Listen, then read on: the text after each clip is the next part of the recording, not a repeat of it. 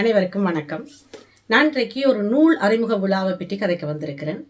Paris நகரத்தில் ஏற்கனவே நிறைய நூல்கள் அறிமுகமாகிக் கொண்டிருக்கின்றன, வெளியிடப்பட்டு கொண்டிருக்கின்றன. அதே போல ஈழத்தில் இருக்கிற எழுத்தாளர்களுடைய நூல்கள் கூட பாரிஸ் நகரத்தில் வெளியாகி கொண்டிருக்கின்றன, அறிமுகமாகிக் கொண்டிருக்கின்றன. ஆனால் நான் பேச போகிற இந்த நூல், என் கையில் இருக்கிற இந்த நூல், ஈழத்தில் வாழ்ந்த ஒரு ஊடகவியலாளர்களுக்கெல்லாம் முன்னோடியாக வாழ்ந்தவர், ஈழ போராட்டத்தில் ஒரு முக்கியமான ஊடகவியலாளராக திகழ்ந்தவர். அவருடைய பல கட்டுரைகள் இந்த உலக தரத்திலேயோ அல்லது எங்களுடைய ஈழ போராட்டத்துக்காகவோ அது ஒரு விமர்சனங்களாகவே வைக்கப்பட்டிருந்தன, நல்லதாகவும் பார்க்கப்பட்டிருந்தன, விமர்சனங்களாகவும் வைக்கப்பட்டிருந்தன. அப்படியான ஒரு ஊடகவியலாளர் எங்களுடைய தமிழ் மண்ணில் வாழ்ந்திருக்கிறார். அவரையினுடைய நூல், அதாவது அவரை பற்றி 42 பேர் கட்டுரை எழுதியிருக்கிறார். இந்த தராக்கி சிவராமன் யார் என்ற விடயத்தை இந்த கட்டுரைகள் வாயிலாக தெரிஞ்சு கொள்ளக்கூடியதாக இருக்கிறது. இப்ப தராக்கி சிவராமன் என்ற ஒரு ஊடகவியலாளர், தமிழ் ஊடக முன்னோடியாக வாழ்ந்த, தராக்கி என்ற ஒரு அடைமொழி பெயரை தனக்குத்தானே இட்டுக்கொண்டவராக சொல்லப்படும் சிவராமன் அவருடைய ஒரு நூல் அறிமுக விழா. இந்த நூலில் அவருடைய கட்டுரைகள் எதுவுமே பதிவிடப்படவில்லை. ஆனால் அவரோடு வாழ்ந்த நிறைய ஆட்கள் எல்லாம் சேர்ந்து, அவரோடு வாழ்ந்து பயணித்த நிறைய பேர் தராக்கி சிவராமனோட தாங்கள் கொண்ட அனுபவங்களை எல்லாம் கூறுற வடிவத்தில் இந்த நூல் அமைக பெற்றிருக்குது. இந்த கட்டுரைகளை படித்து தராக்கி சிவராமன் யார் என்றதை அறிய விரும்புகிறார்கள் இந்த நூலை வாசிக்கலாம். நூல் வெளியீட்டு விழாக்கு வந்த ஒவ்வொருவரும் இவரை பற்றிய ஒவ்வொரு முக்கியமான விடயங்களை சொல்லி சென்றிருக்கிறார். இந்த நூல் வெளியீட்டு விழாவை எஸ்.கே. ராஜன் அண்ணா ஏற்பாடு செய்திருக்கிறார். அவருடைய ஏற்பாட்டில் தான் இந்த நூல் வெளியீட்டு விழா நடைபெற்றது. சுவிஸ் நாட்டிலிருந்து 2 வருகை தந்திருந்தார்கள் இந்த நூல் வெளியீட்டு விழாவுக்காக. அது மட்டுமல்லாமல் தராக்கி சிவராமன் பற்றிய சிறப்பான செய்திகளை எல்லாம் அங்கு வந்திருந்தவர்கள் ஒவ்வொருவரும் கூற நான் கேட்டு அறிந்து கொண்டேன். அதே போல நீங்களும் அறிந்து கொள்ள வேண்டாமா? அதற்காகத்தான் இந்த காணொளி.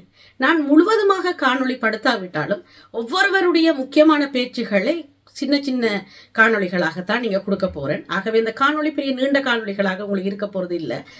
இந்த காணொளி வாயிலாக இந்த நூலை பற்றி அறிய நீங்கள் விருப்பப்பட்டால் அதுதான் இந்த காணொளியின் முக்கிய சிறப்பாக இருக்கும் என்று நம்புகிறேன். இன்னொரு நூல் அறிமுகத்துடன் உங்களை சந்திக்கும் வரை வணக்கம். 96ஆம் ஆண்டு என்று நினைக்கிறேன். அந்த மட்டத்திலே அவர் இங்கே பாரிஸுக்கு வருகின்றார். அந்த பாரிஸுக்கு வந்த மட்டும் அவருடன் எனக்கு உரையாடுகின்ற ஒரு வாய்ப்பு கிடைத்தது. அந்த உரையாடலின் போது அவர் ஒரு நாள் என்னோடு தங்குவதற்கான அந்த சந்தர்ப்பம் எனக்கு கிடைக்கின்றது. அப்போ அந்த ஒரு நாள் சந்தர்ப்பம், ஒரு இரவு அவரோடு நான் தங்க வேண்டிய ஒரு வாய்ப்பு எனக்கு கிடைத்தது. அந்த சந்தர்ப்பத்திலே தான் அந்த சந்தர்ப்பத்தை அவரோட அந்த ஒரு நாள் இரவு நான் கழித்த அந்த நினைவுகள், அவரோடு எனக்கும் அவருக்குமான அந்த உறவாடல் குறித்தான ஒரு நினைவை மட்டும் நான் இவ்விடத்திலே சிறிதாக நான் கூறிவிட்டு செல்லாமல் நினைக்கின்றேன். மற்றபடி இந்த சிவராமன் குறித்தான இன்னொரு வேறு பக்கங்களும் இருக்க, அவை குறித்து எனக்கு தெரியாது. அது அவருடைய முற்கால, அவர் ஆரம்ப காலம் அவர் வேறு இயக்க போராளியாகத்தான் தன்னுடைய வாழ்க்கையை ஆரம்பிக்கிறார். அதுக்கு முதல் சமூக செயற்பாடுகள் இருக்கின்றார். இப்படி பல இயக்கங்கள் இருக்குமா. அந்த அரசியல் வட்டங்களை பற்றி எனக்கு தெரியாது. நாங்கள் அறிந்த ஒரு தராகியை பற்றி நான் இங்கே பேசுகிறேன். நான் வாசித்து நான் தெரிந்து கொண்டிருந்த தராகியை பற்றி பேசுகிறேன். இப்போது அந்த ஒரு நாள் இரவு நான் சந்தித்த அந்த தராகியினுடைய நினைவுகளை நான் இங்கே சுருக்கமாக இங்கே உங்களுடன் பகிர்ந்து கொள்ள நான் விரும்புகின்றேன். ஆகவே நான் நினைக்கிறேன், இங்கே அந்த காலகட்டம் 96 மட்டும் நான் ஈழமுரசு பத்திரிகையிலும் பணியாற்றி கொண்டிருந்த காலகட்டம். அப்போ அவர் இங்கே வந்திருந்த போது அவரோட உரையாடுவதற்கான வாய்ப்பு எனக்கு கிடைத்தது. அப்போ நாங்கள் பல விஷயங்களை பெரும் உருவாகியிருந்தேன். அவருக்கு தெரிந்த பலரை எனக்கும் தெரிந்திருந்தது. நிறைய பேரை அவருக்கு தெரிந்த பலர் எனக்கு தெரிந்திருந்தார்கள். அந்த வேலை அவருக்கு எனக்குமான உருவாக ஒரு நம்பிக்கை ஏற்பட்டிருந்தது. அப்போ அவர் இங்கே அன்றைய டிசிசி பொறுப்பாளர் இருந்த மனோவண்ணா அவர்கள் தான் அவர் நின்றார். அப்போ அவர் இந்த ஒரு இரவு அந்த பரிசின் சில விடயங்களை, சில இடத்தை பார்க்க வேண்டும், எனக்கு உதவி ஒரு ஒழுங்கு செய்ய சொல்லி மனோவண்ணா கேட்ட போது, மனோவண்ணா அப்போது நான் அங்கே நின்றபடியாக அவர் என்னிடம் கேட்டார், நாகேஷ் இவரை இன்று உன்னோட கூட்டி போய் சில இடங்களை பார்க்க வேண்டும், அவரை காட்டிவிட்டு நீ அவரை உன்னுடைய தங்கிட்டம் நாங்கள் மறுநாள் மாலை அவரை அழைத்து செல்கிறோம் என்று சொன்னார். அப்போது நான் சரி என்று மகிழ்ச்சியுடன் அவரை கூட்டிக் கொண்டு போகிறேன். அப்போ நான் கூட்டி கொண்டு போகின்ற போது மெட்ரோவில் அவர் முதலாவது கேட்ட கேள்வி, இங்கே நொத்துரிடாம் தேவாலயம் என்று ஒரு இடம் இருக்குது, அதை நான் பார்க்கணும்டாப்பான்னு சொன்னேன். உடனே நான் பக்கத்தில் இருக்குது, அதை நான் போகிற படி தான் நாங்கள் அதை பார்ப்பேன். ஏன்னா நான் வெளிக்கிழக்கே 10 மணி ஆயிடுது. அப்போ நாங்கள் நொத்துராம் அந்த சேர்ச்சுக்கு போகிறோம். போயிட்டு நான் சென்ட் மிசலில் இறங்கி நாங்கள் அதில் இருந்து அந்த சேர்ச்சுக்கு வருகின்ற போது அது கிட்டத்தட்ட 10:30 சென்ட் மிசல் உங்களுக்கு தெரியும், ஒரு திருவிழா, ஒரு ஆயிரக்கணக்கான மக்கள் நிறைந்த ஒரு மக்கள் வெள்ளமாக இருக்கும், ரெஸ்டாரண்ட்களாக நிறைந்த இடம். அப்போ அதை பற்றி கழிச்சு கொண்டு நான் சேர்ச்சை நடந்து கொண்டத போது அப்போ நான் சொன்னேன், அண்ணா இது ஒரு திருவிழா மாதிரி மகிழ்ச்சியாக இருக்குது, ஆனால் இந்த உணவகங்களுக்கு பின்னால் எங்களுடைய நூற்றுக்கணக்கான இளைஞர்கள் இயந்திரங்களாக இப்போ இயங்கிக் கொண்டிருக்கிறார்கள் அண்ணன் என்று சொன்ன போது அவருடைய முகம் மாறிட்டு, என்னடாப்பா சொல்கிறேன், ஓமண்ண இங்கே வந்து பல இளைஞர்கள் இந்த ரெஸ்டாரண்ட்கள் பின்னால் வேலை கொண்டிருக்கிறார்கள் தமிழர்கள். அவர்கள் இந்த கடைசி பேருந்து, அதாவது 1 மணி இரவு பேருந்து தான் அவர்கள் இந்த வேலையை முடித்து செல்வார்கள். இப்படித்தான் என்ன இப்படி.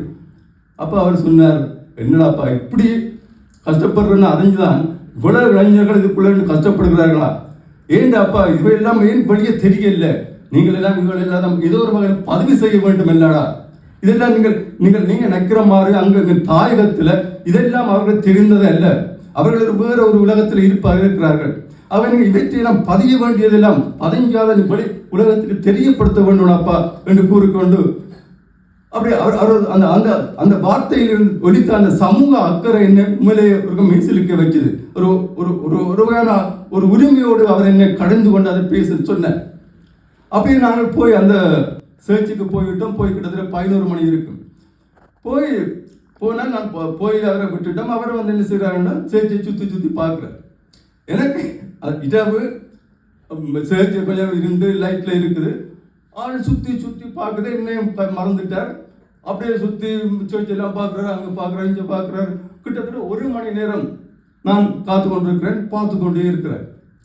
பார்த்து எல்லாம் முடிஞ்சு போட்டு கிட்டத்தட்ட 11:30-12 மணி ஆகும்போது வந்தார். சரிடாப்பா போக மாட்டார். அவர் சரியான போக மாட்டேன். வந்தபோது கேட்டேன், என்னென்ன நீங்கள் இவ்வளோ நேரம் இதுக்கு என்ன பார்த்தீங்கன்னு கேட்டேன். அடே இந்த சேர்ச்சுக்கும் இந்த பிரான்ஸ் மக்களுக்கும் மிக நெருக்கமான தொடர்பு இருக்கிறாப்பா. இது பற்றிய நாவல்களை ஆங்கிலத்தில் நான் பல வருடங்களுக்கு முன்பு படித்து நான் அதை படித்தது இன்றைக்கும் என் மனதில் இருக்குது. அதன் காரணமாக இதை பற்றி நான் பார்க்கணும், ஒரு அறியோணம் என்று ஆர்வம் எனக்குள்ள இருந்தது. அதை உண்டைக்கு உன் மூலம் நீ வந்து என்னை கூட்டியணும் எல்லாம் நிறைவு செய்திருக்கிறாய் என்று சொன்ன போது சிரிச்சு எனக்கு ஆச்சரியமாக போச்சு. அப்போ அது திரும்ப சொன்னார். இதை பற்றி இங்கே உள்ள ஒரு வரலாற்று ஆசிரியர் விக்டர் ஹியூகோ 1800களில் ஒரு நாவல் எழுதியிருக்கின்றார். அது மட்டுமன்று இங்கே நிறைய ஆங்கில படங்கள், நிறைய படங்கள் இதை பற்றியெல்லாம் வந்திருக்கின்றது. இதை பற்றியதான ஒரு கதைகளை எல்லாம் அவர் இந்த மக்கள் உருவாக்கி வைத்திருக்கின்றார்கள். ஆகவே இது ஒரு முக்கியமான ஆலயம் இந்த பிரான்ஸ் மக்களை பொறுத்தவரையில். ஆகவே எனக்கு நீண்ட காலம் அந்த கதைகளுக்கு கூட இந்த பார்க்கணும் பண்ணியிருந்தேன் என்று பார்த்து விட்டேன் என்று சொன்னார். எனக்கு உண்மையிலேயே அந்த மனிதன் குறித்து மிகுந்த ஆச்சரியமாக இருந்தது. ஏனென்றால் ஒரு மனிதனுடைய தேடல், ஒரு மனிதன் அதாவது ஒரு விடயம் குறித்தான தேடல் என்பது அவனுக்குள்ள எப்படி அந்த பிறகுதான் அந்த மனிதனை யோசிக்கும் போது அவன் உண்மையிலேயே ஒரு ஆளுமை மிக்க மனிதனுக்குரிய அந்த ஆற்றல் கொண்ட மனிதன் என்பதை என்னால் புரிந்து கொள்ளக்கூடியதாக இருந்தது. அப்படி நான் சொன்னேன், இது காரணப்படாப்பா, இன்றைக்கு நான் வீட்டுக்கு போவோம், ஏன்னா லேட்டாக பிந்திட்டேன்னு சொல்லி நான் வீட்டு போனேன். அப்போது என் வீட்டில் நான் தனியத்தான் இருந்தேன். அப்போ நாங்கள் போய் அங்கே வீட்டை போய் நாங்கள் எல்லாம் ஒரு தேயும் குடித்து போட்டு வீட்டை தடுக்கிறதுக்கு ஒரு கட்டில் இருந்தது. அப்போ நான் எல்லாம் அரேஞ்ச் பண்ணி போட்டு, அண்ணன் நீங்கள் கட்டில் படுங்கோன்னு நான் கீழே படுக்கிறேன்னு இல்லை, கட்டில் படுக்க சொல்கிற ஒரு இந்த பெட்டெல்லாம் கூட கீழே விரிப்போம், திடீர்னு கீழே படுப்போம், நான் எனக்கு நிற்கிற அதன்றைக்கு நான் அவனோட கலைக்கு உணவுனார். என்னென்னு சொன்னால் அவர் அன்றுதான் நான் நேரடியாக சந்திச்சினான். ஆனால் அவர் நேரடியாக என்னை ஒரு ஒரு புதிய மனிதனை சந்ததுக்கான எந்த உணர்வும் அவன்கிட்ட இல்லை. அவர் இதை நீண்ட காலம் என்னோட பழகிய ஒரு மனிதனாகத்தான் அவர் என்னோட பழகினார். அப்போ சரின்னு சொல்லி போட்டு நான் அந்த பெட்ஷீட்டில் அதை கொண்டு கீழே விரித்து போட்டு 2 பேரும் வந்தோடனே அப்போ அவர் சில குறியாடலை பற்றி கேட்குறார். இந்த வாழ்க்கை என்னடாப்பா, இப்படி இங்கே எப்படி மக்கள் வாழ்கிறாங்க, நீ எப்படி இங்கே இந்த வாழ்க்கை நடத்தி கொண்டிருக்கிறாய், இந்த நிலைமையில் எப்படி இருக்குது என்றது எல்லாத்தையும் கேட்டு போட்டு அவர் 2 விடயங்களையும் சொல்கிறார். அப்போ நான் வந்து அவருக்கு என்னென்னு சொன்னால் வந்து அவருக்கு தெரிந்த பல நண்பர்களை எனக்கு தெரிஞ்சிருந்தது. அப்போ அதை பற்றியெல்லாம் அவர் விசாரிக்கிறார். குறிப்பாக அந்த சிறைச்சாலையில் நானும் குறிப்பிட்ட காலம் இருந்தபடியால் அங்கே இருந்த பல நண்பர்கள் வந்து இவருடைய நண்பர்களாக இருந்தார்கள். அண்மையில் தற்போது கனடாவில் இருக்கக்கூடிய பூவால பிள்ளை, தமிழ் காங்கிரஸில் இருக்கின்ற பூவால பிள்ளையெல்லாம் அவருடைய நண்பர்களாக இருந்தார்கள். அப்போது அவரை பற்றியெல்லாம் கதைச்சு கொண்டு இருக்கும் போது அப்போ உரையாடல் மூலம் நான் கேட்டேன், இவ்வளவு அவர் ஒரு நம்பிக்கை வந்துட்டு எங்களுக்கு இதை நாங்கள் பரஸ்பரம் இதையும் கதைக்கலாம், இதையும் பேசலாம் என்ற நம்பிக்கை வந்த போது நான் இதை இன்னுக்குள்ளே இருந்து ஒரு ஐயத்தை கேட்டேன். சரி துராமண்ணன், நீங்கள் இவ்வளவு பிரச்சனை இவ்வளவு ஆபத்து இருக்கும் போது நீங்கள் என்னென்று இந்த அமைப்போட இணைந்து வேலை செய்யறதுக்கு எப்படி துணிஞ்சீர்கள் என்ற ஒரு கேள்வியை நான் கேட்டேன். என்றால் உங்களுக்கு ஆபத்து இருக்குன்னு தானே, ஏன் எப்படி நீங்கள் அவர்களோட சேர்ந்து இணைந்து வேலை செய்ய தயாரானீர்கள் என்று கேட்டபோது அவர் சிரிச்சு போட்டு சொன்னார், இன்றைய காலகட்டத்தில் கிட்டத்தட்ட அந்த நாட்டில் வந்து கிட்டத்தட்ட 80% மக்கள் அந்த அமைப்போடு, விடுதலை அமைப்போடு அந்த தலைமையோடு நிற்கிறார்கள். என் பெற்றவர்களை வணங்கி அன்பு நிறை அவைக்கும் அறிவு நிறை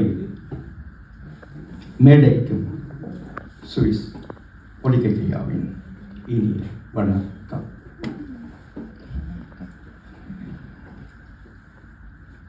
உலகம் உயர்ந்தோர் மாட்டே என தொல்காப்பியரின் வரிகளை வாழ வைத்துக் கொண்டிருக்கின்ற இந்த உயர்ந்தோர் சபையிலே சிறியோனாகிய நான் சிறு கருத்தாடல் செய்வதில் இருப்பு.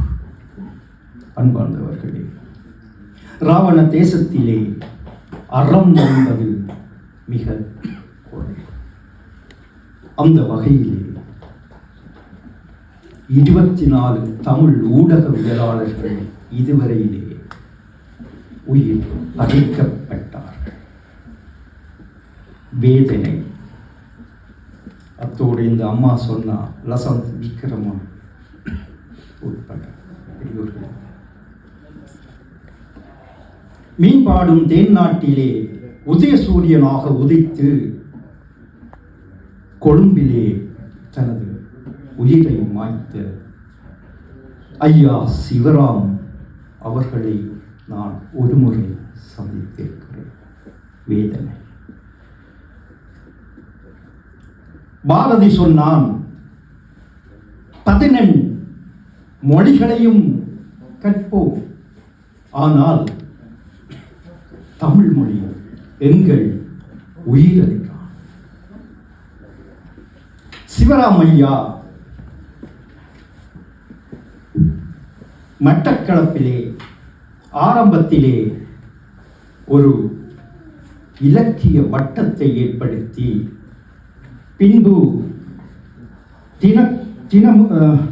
தினக்கதிர் என்ற ஒரு பத்திரிகையை ஏற்படுத்தி தமிழ் இலக்கியமும் தமிழ் இலக்கணமும் அறிந்தது மட்டுமல்ல, இங்கே குறிகாட்டினார்கள். ஆங்கிலத்திலே பெரும் திறமை காட்டினார். அன்பார்ந்தவர்களே, இவர் கொழும்பிலே இருந்து த Island, daily mirror, Sunday time போன்ற பத்திரிகைகளுக்கு தனது ஆங்கில திறமையால் சிறப்பாக எழுதி வந்தார். இதன் காரணமாக அவர் வெளிநாடுகளிலே பேசுபொருளாக்கப்பட்டார். பெரியோர்களே, ஒளி ஊடகவியலாளர்கள் பெரும்பான்மையாக பக்கச்சார்பாகத்தான் இருப்பார்கள். இது நியதி, சிலர் தவிர. அல் ஜசீரா என்ற ஒரு தொலைக்காட்சி தான் உலகிலே ஓரளவு 95% நிசத்தை கொண்டவர்கள். அங்கேயும் பக்கச்சார்பு இருக்கிறது. ஆனால் சிவராம் ஐயாவிடம் சமரச பேச்சுக்கே இடமில்லை. அதற்கு நான் உங்களுக்கு ஒரு உதாரணத்தை சொல்லுகிறேன். இவர் கிழக்கு மாகாணம் தமிழர்களுடையது என்று ஒரு கட்டுரை வரைந்தார். அந்த கட்டுரைக்கு எதிர்வினையாக இரு முஸ்லிம்கள் அவர்கள் உஸ்மா இன்னும் ஒரு கட்டுரையை வரைந்து இவரது பத்திரிகைக்கு கொடுத்தார்கள். அவர் அந்த கட்டுரையை தனது பத்திரிகையிலே வெளியிட்ட அப்படியான ஒரு நேர்மையான மனிதன்தான் சிவராம் ஐயா. அதை நான் சங்க இலக்கியத்தில் உள்ள தண்டலையார் சதக பாடலுடன் ஒப்பிடலாம். அது பெரிய பாடல்.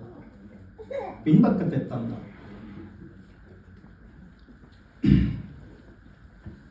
தொண்ணூக்கஞ்சி தடுமாறுளத்தான் தண்டலையில் சேராது தேசமெல்லாம் பறக்கும் காகம்தான் அமரும் கொம்பறியாது.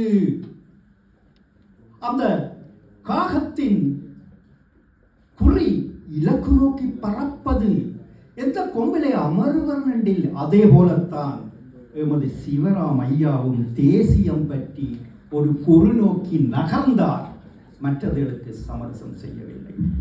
முடிக்கிறேன் பெரியோர்களே. இவர் இங்கே யாரோ குறிப்பிட்டார்கள், தேவராஜா, மிஸ்டர் தேவராஜா வீரகேசரி ஆசிரியராக இருக்கும்போது இவர் வீரகேசரியிலே கிழமையிலே கட்டுரைகள் வரைந்து வந்தார்.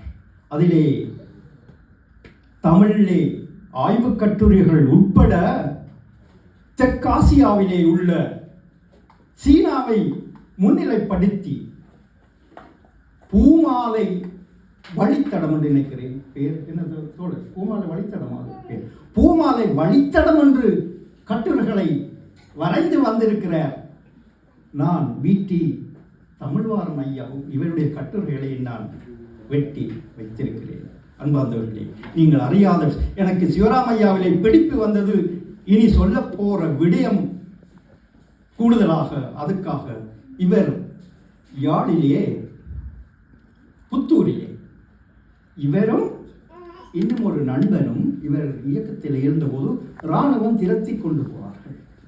இவர்கள் உயிரை பாதுகாப்பதற்காக ஓடி ஒரு குடிசைக்குள்ளே. நேர வணக்கங்கள். முதலாவதாக இந்த காலப்பொருத்தமான இந்த நிகழ்வை ஏற்பாடு செய்து இந்த பாரிஸ் மாநகரிலே ஒரு அறிமுக நிகழ்வை செய்ய கிட்டத்தட்ட 2.5 மாதங்களுக்கு முன்பிருந்தே தனி மனிதனாக கடுமையாக போராடி சின்ன அவையோருக்கு முன் இந்த நூல் அறிமுகம் காண்பது ஒரு கவலையான விஷயம். அந்த கவலையோடு ராஜனன் அவர்கள் நானும் பகிர்ந்து கொள்கிறேன். அவருக்கு துணையாக இந்த நூல் அறிமுக நிகழ்வுக்காக இந்த நூல் அறிமுக நிகழ்வின் கனதி கால பொருத்தம் கருதி ஆன அழைப்புகளை பலருக்கு தனி மனிதனாகவும் பொது வழியிலும் பகிர்ந்திருந்தேன். இருந்தாலும் கூட இப்படியான ஒரு முக்கியமான நூல் அறிமுக நிகழ்வில் கலந்து கொண்டவர்களின் கனதி ஈழத்தேசியம் பேசும் பாரிஸ் மாநகரின் பஞ்சத்தை பொதுவெளிப்படுத்துவது வேதனைக்குரிய விடயத்துக்கு வருகின்றேன். தோட்டாமுனைகள் துளைக்கும் என்று தெரிந்து கொண்டே தான் மறித்து கொண்ட கொள்கையிலிருந்து விலகாது, விலை போகாது, வீண் போகாது, இறுதி வரை ஒரு பேனை போராளியாக விடுதலைக்கு விறகாகிய இந்த மாமனிதனின் இந்த நூல் உண்மையிலேயே அடுத்த தலைமுறைக்கு பயணப்பாதைக்கு ஒரு உறுதுணையாக இருக்கும் என்று நம்புகின்றேன். தராக்கி சிவராம் அவர்களை நான் நேரடியாக அவரோடு உறவாடியதில்லை, நீண்ட நேரம் உரையாடியதும் இல்லை. கடந்த காலத்திலே எனது வேலை திட்ட நகர்வு நாட்களில் எனது சந்திப்பு கொட்டிலில் காத்திருந்த வேலை எனது பொறுப்பாளர் ஒரு மொழிபெயர்ப்பு கட்டுரையையும் ஒரு தமிழ் கட்டுரையையும் கொண்டு வந்து தந்தார். அப்போதுதான் தராக்கி சிவராம் அவர்களது அந்த புலனாய்வு கட்டுரையை நான் வாசித்தேன். இதை நீ வாசி, உனது பயணப்பாதைக்கு ஒரு நேரம் பக்கபலமாக இருக்கும் என்று மட்டும் சொல்லிவிட்டு தந்துவிட்டு அவரது தன் பணியை முடித்துவிட்டு திரும்பிவிட்டார். அன்று முதல் கிடைக்கும் போதெல்லாம் அவருடைய கட்டுரையை வாசித்திருக்கிறேன்.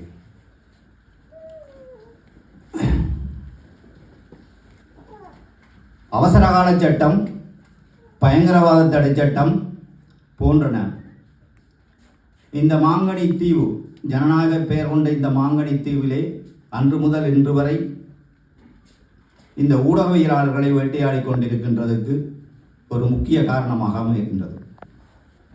அரசதிகாரத்துக்கு எதிராக எழுகின்ற எழுத்துக்கள் அனைத்து மௌனிக்கப்பட வேண்டும் என்பதற்காகவே இந்த சட்டங்களை பயன்படுத்தி பல ஊடகவியலாளர்கள் கடத்தப்பட்டு காணாமலாக்கப்பட்டார்கள், எச்சரிக்கப்பட்டார்கள், துன்புறுத்தப்பட்டார்கள், கொலை செய்யப்பட்டார்கள். இன்று வரை அவர்களுக்கு நீதி கிடைக்கவில்லை. காரணம், அவர்களுக்கு நீதி கிடைக்கப் போவதும் இல்லை.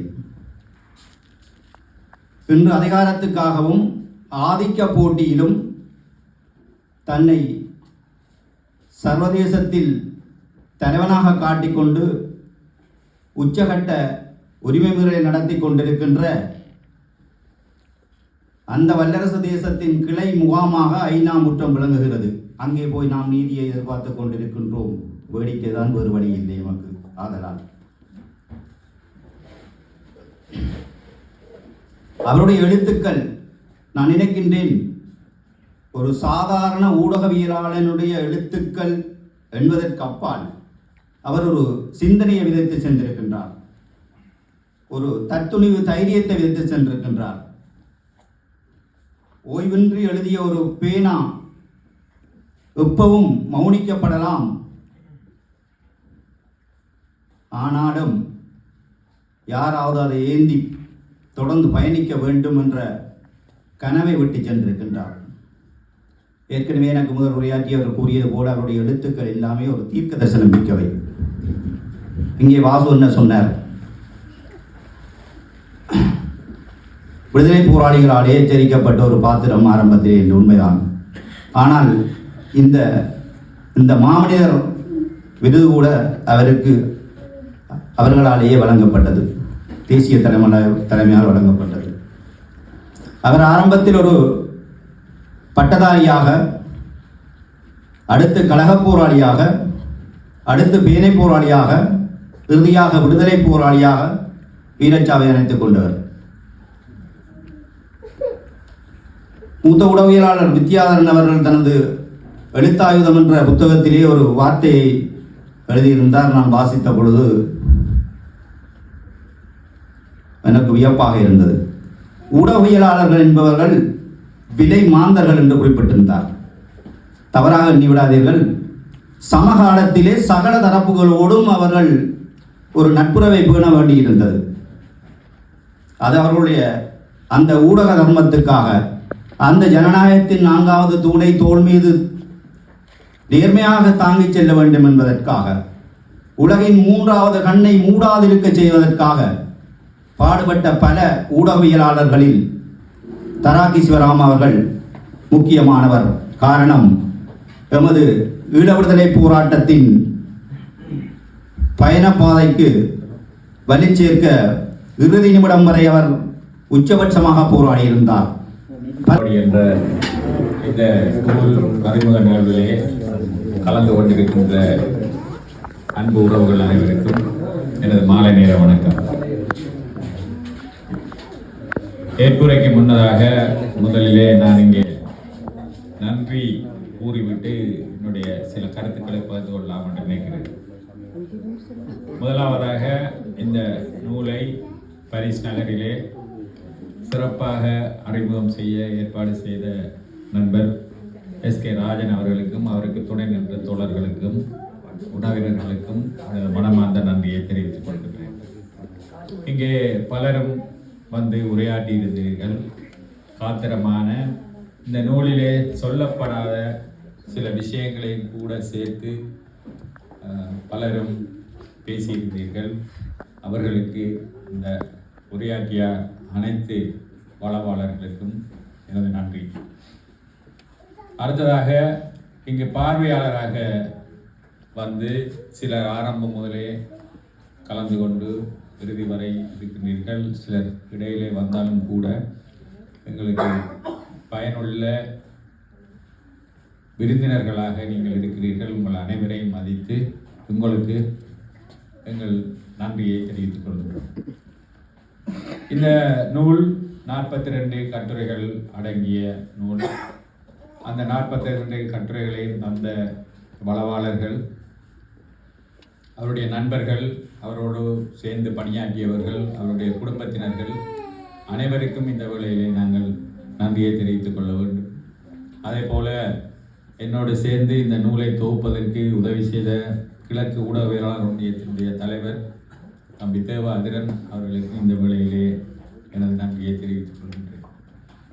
2024ஆம் ஆண்டு இந்த நூலை கொண்டு வருவதற்கான முயற்சியிலே நானும் நண்பர் தேவாதிரனும் முயன்று கொண்டிருந்த அந்த காலகட்டத்திலே உங்களுக்கு தெரியும், ஒரு நூலை வெளியிடுவது என்பது நிதிச்சுமை மிக்க ஒரு விடயம்.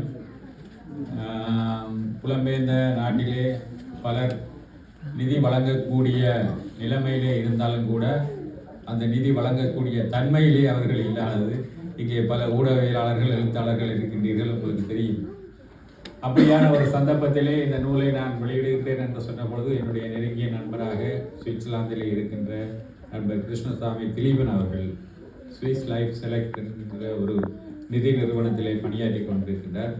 அவர் இந்த நூலுக்கான உற்பத்தி செலவு அவ்வளவும் தானே பொருட்படுத்தி அவ்வளவு பணத்தையும் தந்து இந்த நூல் வெளிவதற்கு அவர் எங்களுக்கு ஒத்தாசையாக இருந்தார். இந்த வேளையிலே அவருக்கு நாங்கள் நன்றி கூட கடமைப்பட்டிருக்கிறோம். தராக்கி யார்? இந்த தராக்கி, இந்த நூலை வாசிப்பவர்களுக்கு தராக்கியின் பல பரிமாணங்களும் புரியும். முதலிலே தராக்கி என்பதுதான பெயர் என்பதை நிஷா பீரிஸ் அவர்கள் ஒரு கேள்வியாக எழுப்பியிருந்தார். பிறகு வந்த வாசுதேவன் அவர்களும் தராக்கியை தாரக்கி என்ற துணியிலே சொல்லியிருந்தார். உண்மையிலே தராக்கி என்ற பெயர் நான் அறிந்த வரையிலே அவர் ஆப்கானிஸ்தானிலே இருந்த ஒரு போராளி. அவர் ஆப்கானிஸ்தான் நாட்டிலே கம்யூனிசம், பொது உடைமை சித்தாந்தவாதிகள் போராடிய காலகட்டத்திலே இருந்த ஒரு முக்கியமான அறியப்பட்ட போராளி. அவருடைய பெயரைத்தான் அவர் தராக்கி என்று தனக்கு புனை பெயராக தராக்கி வைத்துக் கொண்டார். அடுத்தது நிஷா இங்கு பேசும்பொழுது தாரக்கி என்று சிங்களத்திலே பெயர் வைக்க புறப்பட்டு தான் அது தராக்கியாக சென்று முடிந்தது என்று அப்படி ஒரு கதை இருக்கின்றது. ஆனால் உண்மையிலே சிங்களத்திலே தாரக்கி என்று நட்சத்திரத்தை அழைப்பதில்லை, தாரக்காவ என்றதான் நட்சத்திரம். ஆகவே அதிலும் ஒரு விஷயம் இருக்கின்றது. அடுத்தது நான் தராக்கி அவர்களை முதலாக 1980-81 சந்தித்தேன். இங்கே உட்கார்ந்திருக்கின்ற யோகன் கண்ணமுத்து, தோழர் அசோக் உட்பட மட்டக்களப்பு வாசகர் வட்டத்தினுடைய குலாம் ஒன்று எங்கள் வீட்டுக்கு வந்திருந்தது. என்னுடைய சகோதரி ஒரு எழுத்தாளராக இருந்தார். அப்பொழுது வேற ஊர்லேயே இருந்த எங்கள் வீட்டுக்கு கவிஞர் வாசுதேவன், கவிஞர் ஆனந்தன், தராக்கி, யோகன் கண்ணமுத்து ஆகியோர் உட்பட சில நண்பர்கள் வந்திருந்தார்கள். ஏனைய மூவரும் இப்பொழுது எங்கள் உயிரோடு இல்லை, இவர் மாத்திரம் உயிரோடு இருக்கின்றார், எங்களோடு வந்து கலந்து கொண்டிருக்கின்றார். அதற்கு பிறகு அந்த 80க்கு பிறகு 16 வருடங்களுக்கு பிறகுதான் நான் தராக்கியை மீண்டும் சந்திக்க வாய்ப்பு கிடைத்தது. அதற்குள் காலம் எங்கெல்லாம் சென்று எங்கெல்லாம் பயணித்து என்னவெல்லாம் நடந்து முடிந்து 96ஆம் ஆண்டு தராக்கியை மீண்டும் சந்திக்கும் பொழுது நான் ஒரு ஊடகத்துறையிலே அடியெடுத்து வைக்கிற ஒருவனாக இருந்தேன். அவர் ஊடகத்துறையிலே மிகவும் பிரபலமான ஒருவராக இருந்தார். அன்றிலிருந்து அவர் 2005 ஏப்ரல் 28 இறக்கம் வரையும் எங்களுடைய உறவு இருந்தது, நட்பு இருந்தது. எஸ்.கே. ராஜன் அவர்கள் சொன்னதின் போது எங்கள் இருவருக்கு முன்னிலே மோதல்கள், முட்டல்கள் எல்லாமே இருந்தது. ஆனால் என்றும் கூட அவர் தன்னுடைய பெயர் தராக்கி இல்லை, தாரக என்பதுதான் தன்னுடைய பெயர், அவ்வாறு என்றுமே அவர் சொன்னதில்லை. ஆகவே அவர் என்னை பொறுத்தவரையிலே தராக்கி என்பதை தன்னுடைய புனை பெயராக அவர் ஏற்றுக்கொண்டிருக்கின்றார் என்பதுதான் அதனுடைய அர்த்தமாக கொள்ளப்பட வேண்டும். அடுத்ததாக நிசாபிகேஷ் அவர்கள் சொல்லும்பொழுது இன்னொரு ஊடகவியலாளருடைய பெயரை பிரயோகித்தார். அது ஆர் பிரேமதாசா அவர்கள் ஜனாதிபதியாக இருந்த காலத்திலே 91 என்று நினைக்கின்றேன் ரிச்சர்ட் டி சொய்சா என்பவர் கொல்லப்பட்டார். இந்த Richard de Soysa Associated Press என்கின்ற பிரெஞ்சு ஊடக நிறுவனத்தினுடைய ஸ்ரீலங்காவுக்கான பிரதிநிதியாக அவர்தான் தராக்கியை ஊடகத்துறைக்குள்ளே அழைத்து வந்தவர். தராக்கியினுடைய நண்பர். இலங்கையிலே முதலாவதாக கொல்லப்பட்ட ஊடகவியலாளர், சுதந்திரத்துக்கு பின்னான காலப்பகுதியிலே கொல்லப்பட்ட முதலாவது ஊடகவியலாளர் ரிச்சர்ட் டி சொய்சா. அவருடைய சடலத்தை அடையாளம் காட்டியவர் தராக்கி. மனோரை முத்தட்டு வைக்காம என்கின்ற அவருடைய தாயார். அது தொடர்பாக இப்பொழுது ஒரு திரைப்படம் கூட வெளியாகி இருக்கின்றது. இந்த கொலை தொடர்பாக இறுதியிலே தராக்கியினுடைய சடலத்தையே யாரோ அடையாளம் காட்ட வேண்டிய ஒரு சூழ்நிலை உருவாகிவிட்டது. அது இலங்கையினுடைய அரசியல் சூழலை பிரதிபலிக்கின்ற ஒன்று. அதை அடுத்து ஈழத்தை தமிழ் பரப்பிலே அறிமுகம் தேவையில்லாத ஒரு ஊடகவியலாளர் என்றால் அது தராக்கி தான். நூற்றுக்கணக்கான ஊடகவியலாளர்கள் இருக்கிறார்கள். மூத்த ஊடகவியலாளர்கள் தங்களை அழைத்துக் கொள்பவர்கள் இருக்கின்றார்கள். சிரேஷ்ட என்று அழைத்துக் கொள்பவர்கள் இருக்கின்றார்கள். இளம் ஊடகவியலாளர் என்று அழைப்பவர்கள் இருக்கிறார்கள். இங்கே விவேகானந்தர் சதீஷ் சர்ச்சையை கிளப்பியது போன்று யூடியூபர்ஸும் தங்களை ஊடகவியலாளர்கள் என்று அழைத்துக் கொள்கின்றார்கள். இதை ஏற்றுக்கொள்ளலாமா, ஏற்றுக்கொள்ளலாம் முடியாதா என்கின்ற விமர்சனங்கள் எல்லாம் இருக்கின்றன. ஆனால் ஈழத்தின் தமிழ் ஊடகத்துறையிலே தராக்கி என்ற பெயரை சொன்னால் யாருக்கும் அறிமுகம் தேவையில்லை. இப்படி ஒருவர் இருந்தார், வாழ்ந்தார், இறந்தார், கொல்லப்பட்டார் என்கின்ற எல்லா விஷயத்தையும் ஓரளவு அறிந்தவர்களாக இருக்கின்றார்கள். இந்த நூலை நாங்கள் வெளியிட்ட பொழுது இந்த நூலுக்கு எதிராக பெரிய சர்ச்சை வந்தது. 2004ஆம் ஆண்டு ஜூலை மாதம் சென்னையிலே இந்த நூல் வெளியிடப்பட்ட பொழுது இதை எதிர்த்து பல விமர்சனங்கள் முகநூல்கள், அது சமூக ஊடகங்களில் எல்லாம் வந்தது. ஊடகவியலாளர் கவிதா முரளிதரன் அவர்கள் இந்த நூல் அறிமுக நிகழ்விலே கலந்து கொண்ட பொழுது அவரை கூட திட்டி எல்லாம் எழுதியிருந்தார்கள். அது ஒரு புறம் இருக்க, தராக்கியை ஈழத்தமிழ் ஊடக முன்னோடி என்று அழைப்பது சரியா என்கின்ற ஒரு கேள்வியும் எழுப்பப்பட்டது. எவ்வாறு அவரை அழைக்கலாம்? அதுக்கு முன்னர் ஊடகவியலாளர்கள் இருக்கவில்லையா? ஊடக ஜாம்பவான்கள் இருக்கவில்லையா? என்னை பொறுத்தவரையிலே தராக்கி ஒரு ட்ரெண்ட் செட்டர். தராக்கிக்கு முன், தராக்கிக்கு பின் என்று நாங்கள் ஈழத்து தமிழ் ஊடகத்துறையை பார்க்கலாம். அந்த வகையிலே தராக்கி ஒரு முக்கியமாக கணிக்கப்பட வேண்டிய ஒரு நபர் என்ற அடிப்படையில் இருந்துதான், ஒரு ஊடகவியலாளர் என்ற அடிப்படையில் இருந்துதான் நாங்கள் இந்த சிவராம் ஞாபகார்த்த மன்றம் என்ற அமைப்பை தொடங்கி சுவிட்சர்லாந்து நாட்டிலே பல வேலை திட்டங்களை நாங்கள் செய்து கொண்டிருக்கிறோம். தொடர்ச்சியாக இந்த புத்தகங்களை வெளியிட்டிருக்கின்றோம். வாசுதேவன் அவர்கள் சொன்னது போல தொடர்ந்து இப்பொழுது சிவராம் சரணிகர் பத்திரிகையில் எழுதிய கட்டுரைகள், ஆத்திரமான பல கட்டுரைகள் இருக்கின்றன, காலத்தின் பதிவுகளாக இருக்கின்றன.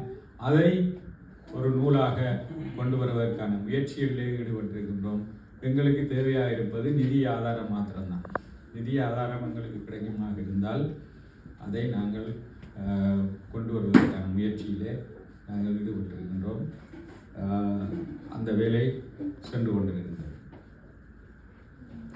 எனக்கு தராக்கியார் ஓரளவு நான் என்னுடைய இந்த முன்னுரையிலும் நான் அவரை பற்றி எழுதியிருக்கிற கட்டுரையிலும் சில விஷயங்களை பதிவு செய்திருக்கின்றேன். சுருக்கமாக சொல்லுவா என்றால், தராக்கி எங்களை ஒரு ஊடகவியலாளராக எப்படி உருவாக்கினார். ஊடகவியலாளர் என்பவர் நீங்கள் அறிந்திருப்பீர்கள். ஊரிலே இருக்கின்ற பொழுது இவர் பேப்பருக்கு செய்து கொடுக்கிறவர், இவர் பேப்பர் ரிப்போர்ட்டர் என்றார். ரிப்போர்ட்டர் என்பதும் ஜேர்னலிஸ்ட் என்பதும் ரெண்டும் ஒன்றல்ல. ரிப்போர்ட்டர் வேறு, ஜேர்னலிஸ்ட் வேறு. ரிப்போர்ட்டர் வந்து செய்தியாகவே அப்படியே கொடுத்துட்டு தான் பேசாமல் இருப்பார். ஜேர்னலிஸ்ட் அதுக்கும் அப்பால கருத்தியலை இந்த ஊடகத்துக்கூடாக உருவாக்கக்கூடிய ஒருத்தராக இருப்பார். இந்த தராக்கி அதையும் தாண்டி தானே ஒரு ஆக்டிவிஸ்டாக மாறி அவர் சில விஷயங்களை செய்தார். அவரே ஒரு செயற்பாட்டாளராக மாறி அவர் சில விஷயங்களை செய்தபடியா அவர் கொண்டாடப்பட வேண்டிய மதிக்கப்பட வேண்டிய இடத்துக்கு தன்னை உயர்த்தி கொண்டார். வாசிக்க தூண்டியவர். இங்கே பலரும் சொன்னது போல சேரன் அவருடைய கவிஞர் சேரன் தராக்கியினுடைய சிறந்த நண்பர். அவரே வியந்து பல விஷயங்களை சொல்லியிருக்கிறார். பேராசிரியர் மௌனகுரு, சித்திரலேகா மௌனகுரு போன்றவர்கள் உட்பட இந்த புத்தகத்திலே எழுதிய பலரும் கூட தராக்கியினுடைய அந்த வாசிப்பு புலமையை அவர்கள் பாராட்டியிருக்கின்றார்கள். அதை அவருடைய அந்த புலமையில் கொஞ்சம் எனக்கும் கிடைத்திருக்கின்றது. பல புத்தகங்களை அவர்கள் போராளிகளுக்கு கொடுப்பதற்காக கொண்டு வருகின்ற வேளையிலே அது வாசிக்கின்ற முதல் வாசகனாக வாசிக்கின்ற அந்த சந்தர்ப்பம் எனக்கு கிடைத்திருக்கின்றது. நானும் நிறைய புத்தகங்களை வாசித்திருக்கின்றேன். வாசிப்பது என்பது ஒன்று, அதை வெளிப்படையாக கொண்டு சிந்திப்பது என்பது இன்னொன்று. இதையும் கூட தராக்கி அவர்கள் தூண்டி எங்களை போன்றவர்களை அதற்கு தயார்படுத்தியிருந்தார். இன்னொன்று, அவர்கிட்ட நீங்க எந்த விஷயத்தை நீங்க கேட்டாலும் தராக்கிட்ட ஒரு பதில் இருக்கும். விரல் நுனியில ஒரு விஷயங்களை தெரிஞ்சு வச்சிருப்பார். தெரியாதுன்னா தெரியாதுன்னு ஒத்துக்கொண்டு இன்னொரு சந்தர்ப்பத்தில் அதை தெரிஞ்சு கொண்டு வந்து எங்களுக்கு சொல்லக்கூடிய ஒரு ஆளாக அது அவர் இருந்தார். அப்ப தராக்கி செய்ததெல்லாம் சரியா? தராக்கி ஒரு மாமனிதர், ஒரு சிறந்த மனிதரா? அவர் மீது விமர்சனங்கள் எதுவும் இல்லையா? இருக்கு, விமர்சனம் இருக்கு. தராக்கியினுடைய வாழ்க்கையை நாங்க 3 காலகட்டமாக பிரிக்கலாம். அவருடைய 3 பகுதியாக பிரிக்கலாம். ஒன்று தனிப்பட்ட வாழ்க்கை. தனிப்பட்ட வாழ்க்கையில தராக்கி எப்படியானாலும் அது நாங்கள் கதைக்க வேண்டிய தேவையில்லை, அதை கதைப்பதற்கு எங்களுக்கு உரிமையும் இல்லை. பொது வாழ்க்கையில அவர் எப்படியா இருந்தார் என்றால், அவர் 80களுடைய ஆரம்பத்தில் புலாட்டி இயக்கத்தில் இருந்து பயணித்தவர். பிறகு புலாட்டி இயக்கத்திலிருந்து விலகி அவர் ஜேர்னலிஸ்டாக மாறி பிறகு வேறொரு வடிவத்தில் வந்தார். ஒரு காலகட்டத்தில் 87ஆம் ஆண்டு ஈரானில் நடந்த படுகொலையில் உயிர் தப்பியவர் தராக்கி. 87ஆம் ஆண்டு பாசிக்குடாவில் குளிச்சுட்டு வந்த புலட் உறுப்பினர்கள் அடங்கிய ஒரு வேன் விடுதலை புலிகளால் அதில் இருந்து எல்லாரும் கொல்லப்பட்ட அந்த சந்தர்ப்பத்தில் தராக்கி அதிர்ஷ்டவசமாக தப்பி இருந்தார். அன்றைக்கு அவர் செத்திருந்தார். அந்த கொல்லப்பட்டவர்கள் துரோகி என்ற பட்டியலில் தராக்கியுடைய பேரும் இடம்பெற்றிருக்கும். ஆனால் தராக்கி அதில் தப்பி இருந்தார். அதில் ஒரு செத்தவர்களை பார்த்ததில் இருந்தார். எங்க இவன் எஸ்ஆர் தப்பிட்டானா, இதுக்குள்ள இல்லையான்னு கேட்டு ஆச்சரியப்பட்ட ஒரு விஷயமும் பிறகு தராக்கி பதிவு செய்திருந்தார். அதாவது தராக்கி செத்திருக்கவனும் அந்த கொலையை செய்தவர்கள் விரும்பி இருந்ததாக அவர் சொல்லியிருந்தார். இதே நேரம் அந்த காலகட்டத்தில் புலாட்டில் தராக்கி செயல்பட்ட காலகட்டத்தில் தராக்கி எப்படி நடந்து கொண்டிருந்தார் என்பது சம்பந்தமான விமர்சனங்கள் கணக்கு இருக்குது. அதுவும் என்ன போல ஆகளுக்கு எடுத்து பேச வேண்டிய தேவையில்லை என்றால், நாங்கள் தராக்கியை ஒரு அரசியல் நபராக பார்த்து விமர்சனம் செய்யவும் இல்லை, கருதவும் இல்லை. எங்களுக்கு தராக்கி என்னவாக நாங்கள் எடுத்துக்கொள்ளணும்னா, தராக்கி ஒரு ஊடகவியலாளர். நாங்கள் ஒரு ஊடகவியலாளர். எங்களுக்கு அவர் வழிகாட்டியாக இருந்தார். எங்களுக்கு பல விஷயங்களை கற்றுத்தந்தார். அந்த விஷயத்தில் தான் நாங்கள் கரிசனை கொண்டிருக்கிறோம். அதனுடைய ஒரு வெளிப்பாடு தான் இது போன்ற புத்தகங்கள். ஆனால் இந்த புத்தகத்தில் கூட சிலர் சில விஷயங்களை மறைமுகமாக குறிப்பிட்டிருக்கிறாங்க. தராக்கியினுடைய தனிப்பட்ட வாழ்வியல் தொடர்பாக சில விஷயங்கள் நீங்கள் இதை பூரணமாக வாய்ச்சிங்கன்னா விளங்கும். இப்போ தமிழில் ஒரு மரபு இருக்குது. ஒருத்தர் இறந்துட்டாருன்னு சொன்னால் அவரை பற்றிய ஒரு புத்தகம் கொண்டு வரேன்னு சொன்னால், பிரசுரம் கொண்டு வரேன்டா, கல்வெட்டு கொண்டு வரேன்டா, எவருமே அவரை பற்றிய கூடாத விஷயங்களை கதைக்கிறது. நெகட்டிவ் பார்ட்டை கதைக்காம விட்டுறாங்க. ஆனால் இந்த புத்தகத்தை நானும் தேவாதிரனும் தொகுக்கும் பொழுது நாங்கள் எடுத்துக்கொண்ட நிலப்பாடு, அவரவர் தராக்கி என்ன பார்வையில் பார்க்குறாங்களோ அதை அப்படியே பதிவு செய்வது. எந்த ஒரு காய்தல் ஓத்தல் எதுவும் இல்லாமல் அவர்கள் எழுதி தரதை அப்படியே நாங்கள் பதிவு செய்கிறது. நாங்கள் திருத்தக்கூடியது இலக்கண பிழைகள் ஏதாவது இருந்தால், மற்றது பொய்யான விஷயங்கள் ஏதாவது இருந்தால் நாங்கள் அதை தவிர்த்து கொள்கின்ற முடிவில் தான் நாங்கள் இது பண்ணுறோம். அதாவது இந்த பேர் வைக்கிறதுலேருந்து ஒருவருடைய கட்டுரை தொடர்பாக நிறைய பிரதிவாதங்கள் நடந்து முடிஞ்சு தான் இந்த புத்தகம் வெளியில் கொண்டு வரப்பட்டது. மற்றது இப்போ நாங்கள் வாழுகின்ற இந்த காலம் வந்து மறுவாசிப்புக்குரிய காலம். எல்லாமே மறுவாசிப்புக்கு உட்படுத்தப்பட்டு வருது. கடந்த காலத்தில் பெரிய ஜாம்பவான்களாக இருந்தார்கள் கூட இப்போ கேள்வி கேட்குறாங்க, இவங்க மட்டும்தானா என்ன செய்தாங்க, இல்லை இவர் தானா செய்தார், இவர் செய்யலையா, ஏன் அவரை மட்டும் தூக்கி வைக்கிறீங்க, இவரை மட்டும் வேறு விட்டுட்டீங்கன்னு கேள்வி கேட்குற இந்த காலகட்டத்தில் நாங்கள் இருக்கிறோம். ஊடகங்கள் மாத்திரமில்லை, சமூக ஊடகங்களும் பெருகி இருக்கின்ற இந்த காலகட்டத்தில் அனைத்துமே மறுவாசிப்புக்கு இலக்காகத்தான் ஆக வேண்டும். அது வரலாற்று நியதியாக இருக்கிறது. தராக்கியும் மறுவாசிப்புக்கு உட்பட்டே ஆகும். தராக்கியை நாங்கள் விட்டு வைக்கலாம். விமர்சனத்துக்கு அப்பாற்பட்டவர் ஜூலியஸ் சீசர் என்ற மாதிரி தராக்கி விமர்சனத்துக்கு அப்பாற்பட்டவர் என்று யாருமே சொல்ல முடியாது. நான் கூட அதை ஆதரிக்க மாட்டேன். தராக்கி உயிரோடு இருந்தால் தராக்கி கூட அதை ஆதரிக்க மாட்டார். ஏனென்றால் அவர் எங்களுக்கு காட்டிய வழி அதுதான். தான் உட்பட யாராக இருந்தாலும் மறுவாசிப்புக்கு ஆளாகி ஆகணும். இப்போ நாங்கள் இந்த புத்தகத்தை ஒரு வரலாற்று ஆவணமாக நாங்கள் வச்சிருக்கிறோம். இது வந்து நாளைய சந்ததிக்கு ஒரு பதிவாக இருக்கும் என்று அண்டன் பொன்ராஜா அவர்கள் இங்கே பேசும்போது சொல்லியிருந்தார். சில பல அது கூட மறுவாசிப்புக்கு ஆளாகலாம். நாளைய சந்ததி இதைத்தான் நான் வச்சிருக்கணும், என் பேர் இல்லையா அதுக்கு கூட கேள்வி கேட்கிற ஆக்கள் உருவாகும். ஆகவே எல்லாமே மறுவாசிப்புக்கு ஆளாகின்ற வேண்டிய காலகட்டத்திலே நாங்கள் வாழ்ந்து கொண்டிருக்கிறோம். ராக்கியும் அதுக்கு விதிவிலக்கு அல்ல என்பதை சொல்லி இந்த வாய்ப்பை ஏற்படுத்தி தந்த எஸ்கே ராஜன் அவர்களுக்கும் இங்கே குழுமி இருக்கின்ற நீங்கள்லாம் முக்கியமான ஆட்கள். நாங்கள் எவ்வளோ எழுதலாம், புத்தகங்களை அச்சிடலாம், விரும்பினா விற்கலாம், விற்காமல் வச்சுக்கலாம். ஆனால் மூலப்பொருளாக ஆர்வமாக வந்து இதில் கலந்து கொண்டு இந்த நிகழ்வுகளை கேட்டு எங்களுக்கு ஆதரவு தருவதன் கூடாகத்தான் நாங்களும் உற்சாகமாக பயணிக்க முடியும். எங்களை போன்று இது போன்ற முயற்சிகளில் ஈடுபடுவதற்கும் அது உற்சாகத்தை தரும் என்று உங்கள் அனைவரையும் நன்றி கூறி விடைபெறுகின்றேன். நன்றி.